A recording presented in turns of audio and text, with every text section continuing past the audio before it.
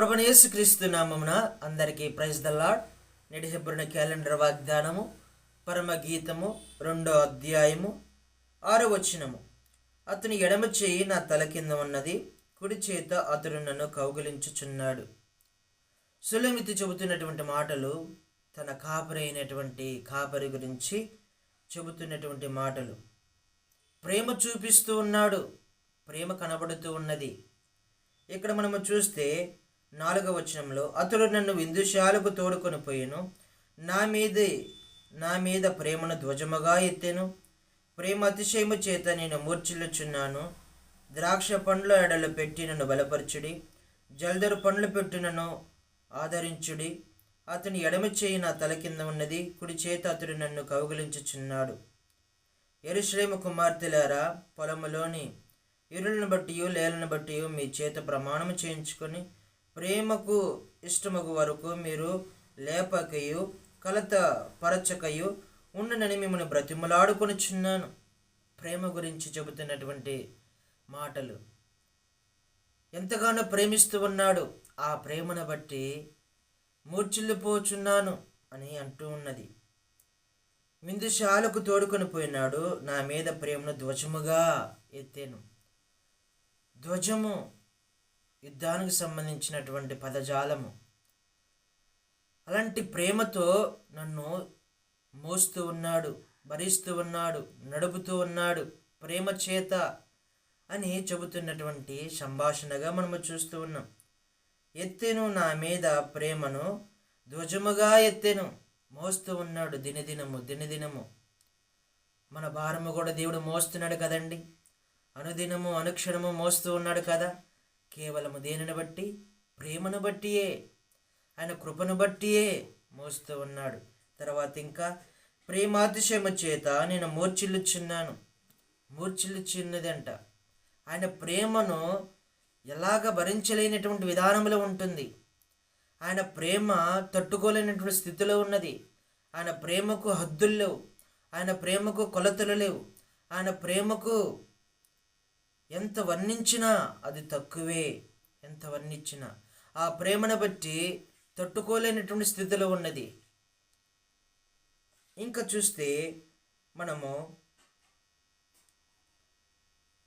కౌగిలించుకొనుచున్నాడు అంటే ఏమిటి? భద్రపరుచుకొనుట, కాపాడుకొనుట, ఏమి కావాలో, ఏమి ఇవ్వాలో, ఎలాగా నడపాలో కౌగిలించుకుంటూ ఉన్నాడు.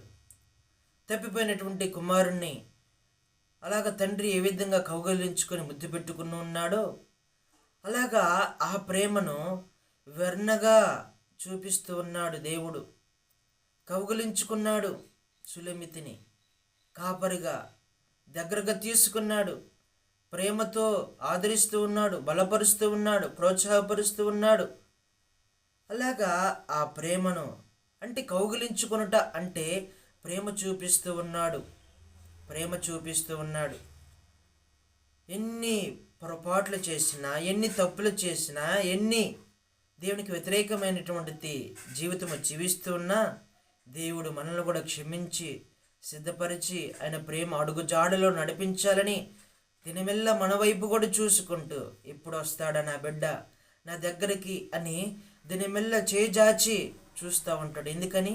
కౌగిలించుకున్నటకు, ముద్దు పెట్టుకున్నటకు, ఆదరించుకున్నటకు, ఆయన మనను ఎత్తుకొని చంకని పెట్టుకొని ముద్దాడుటకు ఎంతగానో చూస్తూ ఉంటాడు. తర్వాత ఇంకేమిటంటండి 3వ వచనంలో అడవి వృక్షములలో జల్దారు వృక్షం ఎట్లా ఉన్నదో పురుషులలో నా ప్రియుడు అట్లా ఉన్నాడు. ఆనందభరితనై నేను అతని నీడను కూర్చుంటిని, అతని ఫలము నా జీవకు మధురము.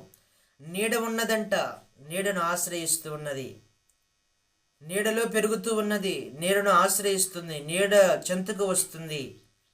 నా జీవహకు మధురము, ఎంతో మధురము, ఎంతో దేవుని వాక్యము జుంట తేనె దేనికంటే దారుల కంటే ఎంతో మధురము. దేవుని వాక్యము ఎంతో స్వచ్ఛమైనటువంటిది, దేవుని వాక్యము ఎంతో మధురమైనటువంటిది. దేవుని వాక్యము దగ్గరికి వచ్చే వాళ్ళకి ఆహారము, దప్పిక ఇవేమీ ఉండవు. నేనిచ్చిన నీళ్ళు మీకు ఎన్నడను దప్పిగా అవ్వదు. అనే సమర స్త్రీతో అంటాడు దేవుడు. నేనే జీవాహారము అంటాడు దేవుడు. కాబట్టి అతని ఫలము నా జీవకు మధురము, నాకెంతో మధురము. దేవుని ధర్మశాస్త్రము మన ప్రాణంలో తెప్పరిల్ల చేస్తూ ఉంటుంది. దేవుని యొక్క ధర్మశాస్త్రం వాక్యము తేనె కంటే మధురమైనటువంటిది, ఎంతో గొప్పది, ఎంతో శక్తినిచ్చేది, బలమునిచ్చేది. నీడ, అతని ఆరోగ్యకరమైనటువంటి నీడ కింద మనలను భద్రమ చేసేది. కోడి తన పిల్లలను ఏ విధంగా భద్రమ చేస్తూ ఉంటుందో, పిల్లలను ఏ విధంగా కాపాడుకుంటుందో, పిల్లలను నీడలో ఎలాగ పెంచుతుందో, అలాగా మనలను కూడా దేవుడు ఆయన నీడ కింద పెంచుతూ ఉంటాడు. ఆరోగ్యకరమైనటువంటి రెక్కల కింద, బలిష్టమైనటువంటి రెక్కల కింద, సురక్షితమైనటువంటి రెక్కల నీడల ఆశ్రయంలో మనము కూడా పెంచబడుతూ ఉన్నాం. మనము కూడా నడుస్తూ ఉన్నాం. షులోమితి నడిచినటువంటి మాదిరిగానే మనము కూడా నడుస్తూ ఉన్నాం. అలాగ నడవాలి, దేవుని నీడను ఆశ్రయించాలి, దేవుని యొక్క బలంను కోరుకోవాలి. ఇంకా ఏమిటంటండి, జల్దరు పండ్లు పెట్టి నన్ను ఆదరించము, ద్రాక్ష పండ్లు అడలు పెట్టి నన్ను బలపరుచుడి. ద్రాక్ష పండ్లు అడలు పెట్టి నన్ను బలపరుచుడి అంటే ద్రాక్ష పండ్ల అడలు ఎంతో బలాన్ని ఇచ్చేటువంటివి. ప్రాచీన కాలములో ఇవి ఎంతో బలాన్ని ఇచ్చేటువంటివి. తర్వాత జల్దరు పండ్లు పెట్టి నన్ను ఆదరించడి. యాపిల్స్ పండ్లు మనము చూస్తూ ఉంటాం. జల్దరు పండు అనగా యాపిల్ పండు అని మనము చూస్తూ ఉంటాము. నన్ను ఆదరించండి, బలపరిచే విధానము. దేవుడే బలపరుస్తాడు. మనం ఎవరు కూడా బలపరచలేరు, మనం ఎవరు కూడా ప్రోత్సాహపరచలేడు, మనం ఎవరిని కూడా ఆదరించలేరు, మనం ఎవరిని కూడా పట్టించుకోరు. దేవుడే, సమస్తము దేవుడే మనం బలపరుస్తాడు. ఆయన వాక్యము మనుష్యుడు రొట్టె వలన కాదు, దేవుడి నోటి నుండి వచ్చి మాట వలన బ్రతుకుతాడు. దేవుడే బలాన్ని ఇస్తాడు. దేవుని బలాన్ని ఆశ్రయించాలి, దేవుని యొక్క శక్తిని ఆశ్రయించాలి. తర్వాత జల్దరు పండ్లు పెట్టి నన్ను ఆదరించడి. చెట్టు దగ్గరికి వచ్చి ఆ చెట్టు నీడలో ఎదుగుతూ ఉన్నది, ఆ ఫలాలను అనుభవిస్తూ ఉన్నది. ఆ ఫలాలలో ఎంతగానో తిని తృప్తి పొందుకోవాలని అనుకున్నటువంటిదిగా ఉన్నది. జల్దరు పండ్లు పెట్టి నన్ను ఆదరించుడి, బలపరుచుడి, యెరూషలేము కుమార్తెలారా అని చెబుతున్నటువంటి సంభాషణ. నాకు పెట్టండి యాపిల్స్ పండు, నా యొక్క శరీరము, నా యొక్క బలహీనత కలిగినటువంటి ఈ యొక్క శరీరానికి పెట్టి నన్ను ఆదరించండి, బలపరచండి అని ఎంతగానో అంటున్నటువంటి మాటలు మనం చూస్తూ ఉన్నాం. దేవుడే బలపరచాలి మనల్ని కూడా. షులోమితిని దేవుడు ఏ విధంగా బలపరిచినాడు, ఆదరిస్తూ ఉన్నాడు. దేవుడు ఈ భూమి మీద దిక్కులేనటువంటి వారిని, అనాథులను, తల్లిదండ్రులు లేనటువంటి వారిని, విధవరాళ్లను, ప్రతి వారిని దేవుడు ఆదరిస్తాడు, బలపరుస్తాడు. వారికి కొండగా, కోటగా, ఆశ్రయ దుర్గముగా దేవుడు ఉంటాడు. జల్దరు పండ్లు పెట్టి నన్ను ఆదరించుడి.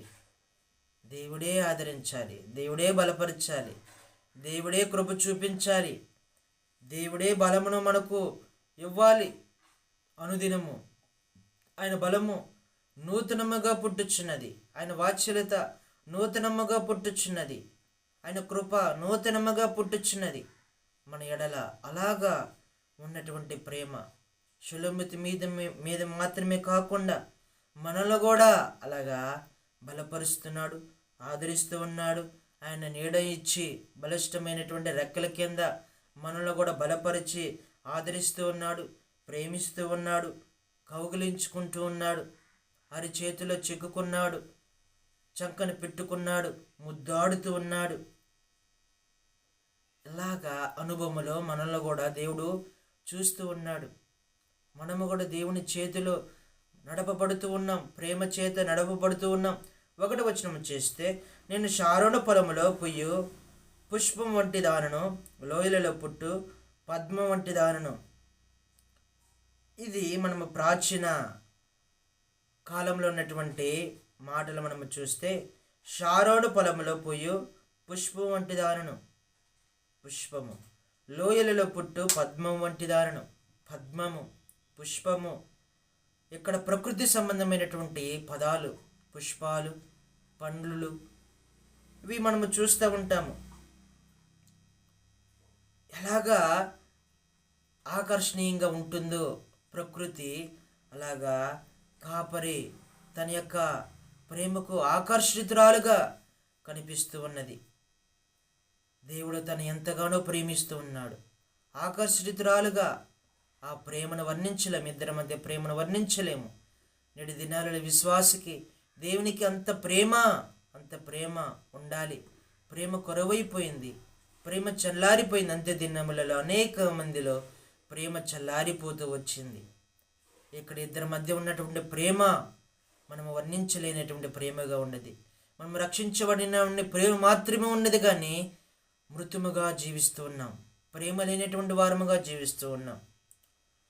ప్రకటన గ్రంథము 2వ అధ్యాయంలో నీ మీద తప్పు ఒకటి మోపబడి ఉన్నది, ప్రేమ లేనటువంటి జీవితము జీవిస్తూ ఉన్నావు నువ్వు అని అంటాడు. అక్కడ ప్రేమ లేనటువంటి జీవితంతో జీవిస్తున్నాం. ఏం ప్రేమ? భార్యాభర్తల మధ్య ప్రేమ కాదు.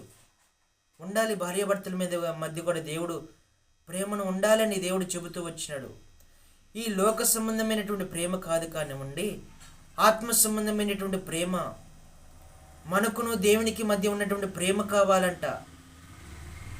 అలాగా మనము భార్యను, భర్తను, పిల్లల్ని ఏ విధంగా ప్రేమిస్తూ ఉంటామో, మనకంటే, పిల్లల కంటే, భార్య కంటే, భర్త కంటే, అంతకంటే మించి ప్రేమ ఉండాలి.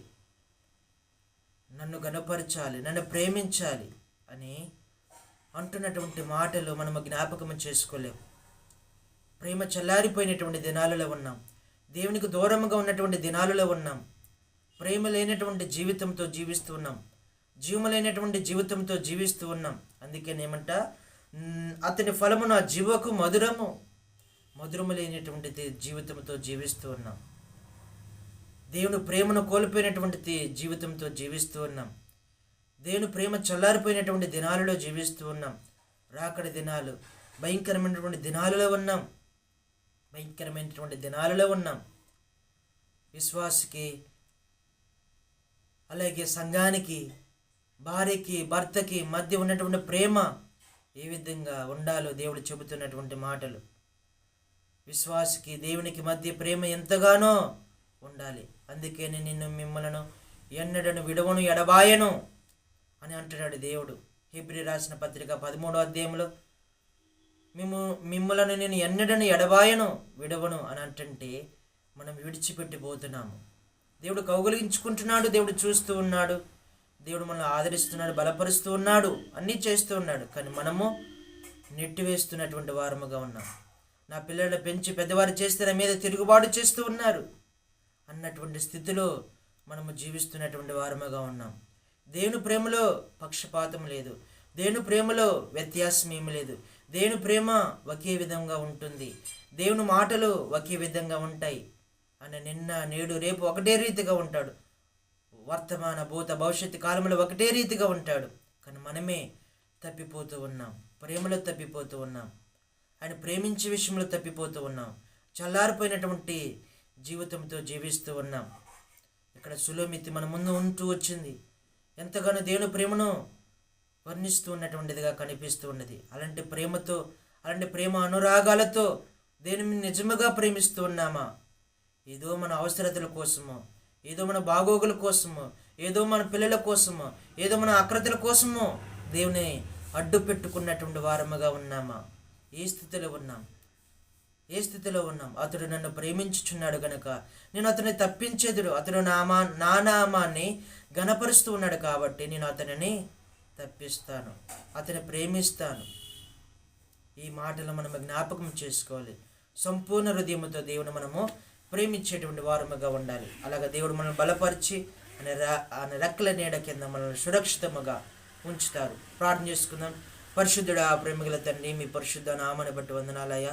ఈ ఉదయకాల సమయంలో మాతో మాట్లాడుతూ వచ్చినందుకు వందనాలు ప్రభా. ఇద్దరి మధ్య ప్రేమ, షులోమితి మధ్య, మీ మధ్య ఉన్నటువంటి ప్రేమను వర్ణించడం చాలా కష్టము ప్రభా. మేము కూడా అలాగా ప్రేమించడానికి మమ్మల్ని బలపరచండి, మమ్మల్ని ఆదరించండి, కనికరించండి, ప్రేమతో మమ్మల్ని బలపరచండి ప్రభా. మా పాపములు, దోషములు, అపరాధములు, శరీర సంబంధమైన ప్రతిదీ క్షమించుతూ రామని ప్రార్థన చేస్తూ ఉన్నాం. మీ రెక్కల నీడ కింద ప్రభా మమ్మల్ని పెంచి పోషించండి ప్రభా. మీ యొక్క ప్రేమ ధ్వజము ప్రభా ప్రభు మా మీద ఉంచి మమ్మల్ని కూడా మా భారములు మోస్తూ నడిపిస్తురామని ప్రార్థన చేస్తూ ప్రభు ఇంకా వాక్యపు వెలుగులో అనేకమైనటువంటి సత్యాలు నేర్చుకోవడానికి మీ దయగల కృపగల ఆస్తమం మాకు తోడుగా ఉంచమని వాక్యమును ప్రతి ఒక్క కుటుంబంలో లోతైన కార్యం జరిగించమని ప్రేమలో ప్రభా చల్లారిపోకుండా ప్రేమ నిజమైనటువంటి ప్రేమతో మనం ప్రేమించేటువంటి వారముగా మమ్మల్ని సిద్ధపరుస్తున్నామని ప్రార్థన చేస్తూ నేను అదైన ప్రార్థన ప్రభు యేసుక్రీస్తు పరిశుద్ధ నామములో ప్రార్థించి అడిగి వేడుకుంటున్నాం తండ్రి.